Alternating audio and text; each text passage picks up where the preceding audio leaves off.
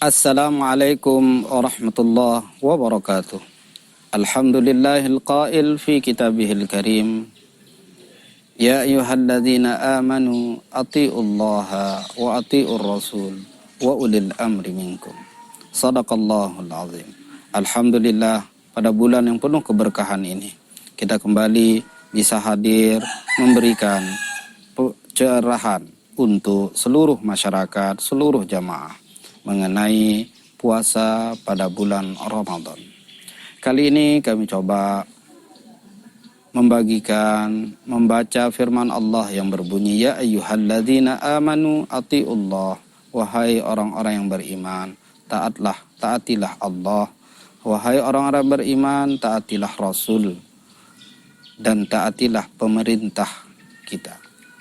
Hadirin jamaah yang dirahmati oleh Allah, bentuk taat kepada Allah adalah salah satu bentuknya, yaitu berpuasa yang kita laksanakan pada bulan ini. Puasa yang kita laksanakan bentuk sebagai ketaatan kita kepada Allah, ketaatan kita kepada Rasulnya. Karena ini sudah diperintahkan oleh Allah di dalam Al-Quran dengan firman Allah yang berbunyi, Kutiba alaikumusiyam kama kutiba alal ladzina min qablikum. Diwajibkan atas kita untuk berpuasa dan orang-orang yang terdahulu.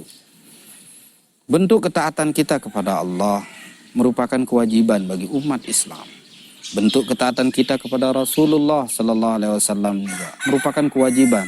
Karena begitu kita taat kepada Allah, berarti kita taat juga begitu kita taat kepada Rasulullah sallallahu alaihi wasallam, maka kita juga taat kepada Allah Subhanahu wa taala. Wa may yuti'ir rasula faqad ata Allah. Barang siapa yang taat kepada Rasul dengan melaksanakan segala bentuk perintah dan menjauhi segala bentuk larangannya, maka kita juga taat kepada Allah. Setelah itu taat kepada pemerintah. Siapakah yang dimaksud dengan ulul amri tersebut? Mari kita coba lihat sebab turunnya ayat tersebut. Ayat ini diturunkan pertama kali untuk bermaksud disampaikan kepada pemerintah yang mengomandoi perperangan, pemimpin perperangan. Di saat itu tidak ada jalan untuk orang-orang di bawah kepemimpinannya untuk melakukan musyawarah, berbeda pendapat. Ketika pimpinan komando perang mengatakan serang, maka semua harus taat tanpa harus ada komentar kembali. Ini sebab turunnya ayat. Lalu dalam konteks kekinian, ulul amri itu siapa? Pertama, ulul amri itu pemerintahan yang ada sekarang. Tetapi yang paling utama yang dimaksud di situ adalah ulama yang memiliki pendapat yang sama, memiliki pendapat jumhurul ulama yang memiliki pandangan yang sama, yang mufakat dalam satu pandangan dalam menentukan sebuah hukum. Itulah yang disebut dengan ulul amri di situ. Karena kalau pemerintahan kita lihat bisa dikatakan dia ulul amri, pemerintah itu sebagai ulul amri bisa.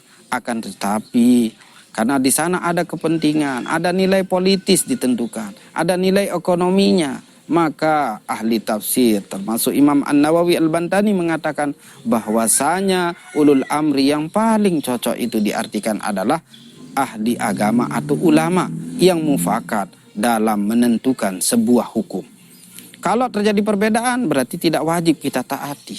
Sebagai contoh misalnya dalam sholat itu jumlah rakaat yang mufakat. Seluruh ulama misalnya subuh 2 rakaat, zuhur 4 rakaat. Tetapi mulai dari bacaan Fatihah itu sudah berbeda pendapat.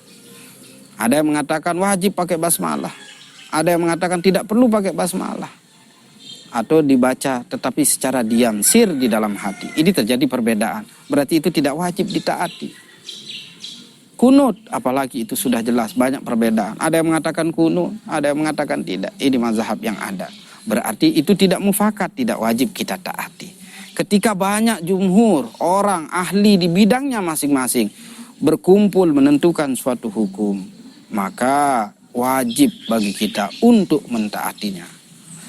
Seorang ulama, Muhammad Aslam Ad-Dud mengatakan, kita wajib taat kepada keputusan pemerintah, walaupun seandainya keputusan itu dia salah.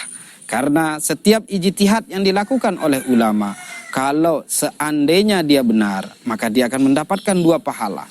Kalau dia salah dalam menentukan keputusan, maka dia akan mendapatkan 1 pahala.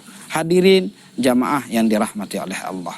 Inilah yang kita alami di bulan Ramadan kali ini. Banyak fenomena. Semoga dengan fenomena yang begitu banyak menambah keimanan kita, kekuatan kita untuk terus beribadah, meningkatkan rasa kita, rasa nilai kita dalam melaksanakan ibadah puasa kali ini.